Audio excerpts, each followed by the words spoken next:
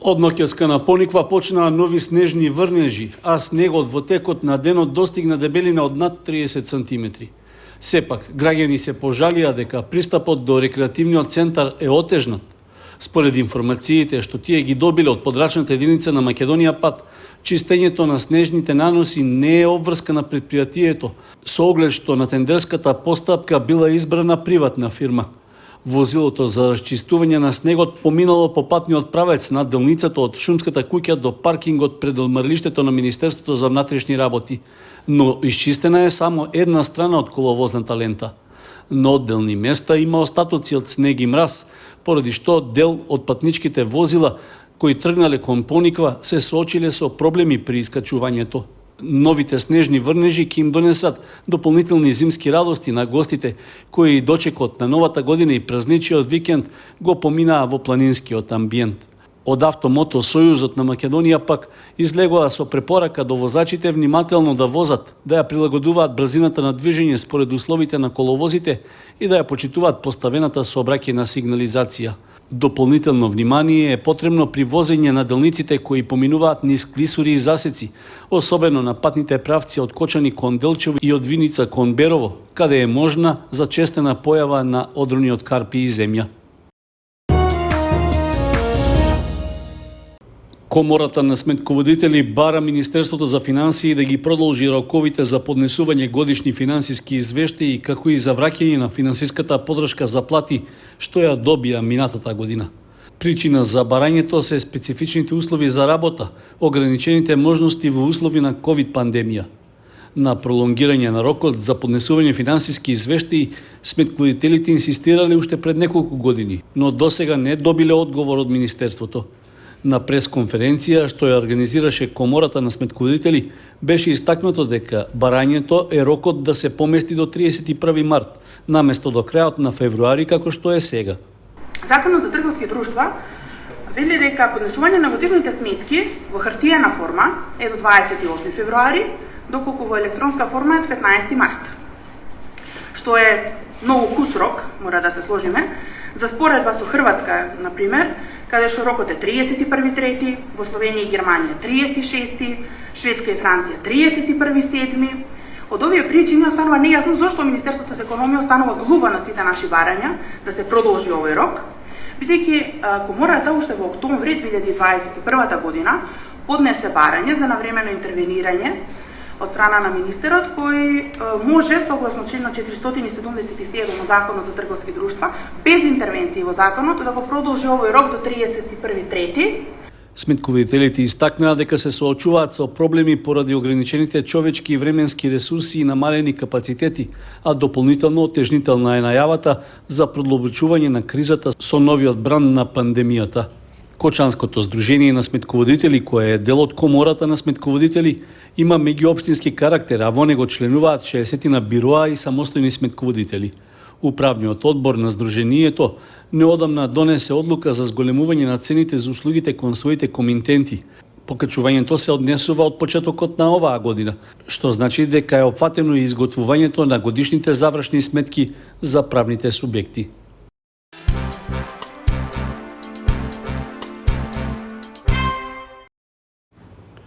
Снежните врнежи направија проблеми во одвивањето на патниот сообраќај на автопатиштата во Македонија.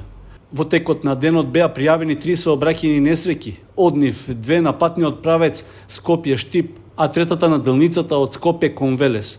Според пријавите, учесници во сообраќајните несреќи се 2 товарни возила и 1 патничко моторно возило. Од Автомото Сојузот на Македонија апелираат до возачите да возат внимателно и да ја прилагодат брзината на условите на патот, особено поради врнежите од снег кои ги прикриваат коловозите. Поради лошите временски услови, односно континуираните врнежи од снег, дел од патот Штип-Скопје беше блокиран на неколку места, а сообраќајот беше во прекин додека се вршеше увид на местото на несреќите и им се укажуваше помош на повредените.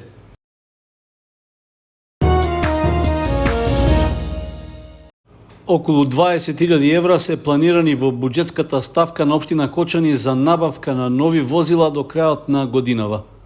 На разгледувањето на нацрт буџетот на седниците на Советот што се одржаа на крајот на декември, ставката помина без дискусии, а финансискиот план се усвои со мнозински број гласови. Во описот на програмата за јавни набавки, што исто така ја разгледуваше Советот, нема подетални објаснувања за каков автомобил или автомобили се работи, ниту пак за оправданоста од нивната набавка. Нема објаснувања ниту дали тие ќе бидат наменети за потребите на општинската администрација или пак за некоја од институциите што се под општинска надлежност. Планираните средства за набавка на ново возило се вметнати во билансот за капитални расходи на општинската буџетска сметка за оваа година. Според предметот на јавна набавка, што е зацртано да се реализира во текот на февруари, стои дека ќе се набават 2 возила. При тоа нема подетална спецификација за нивните технички и други карактеристики. Последен пат службен автомобил општина Кочани набави пред околу 6 години, кога за тогашниот втор автомобил Volkswagen Passat беа платени близу 1.200.000 денари. Неговата набавка беше реализирана по краток период, откако претходно беше купено исто возило, но тоа беше оштетено во сообраќајна несреќа во која учествуваше тогашниот градоначалник, а потоа возилото беше оттугено.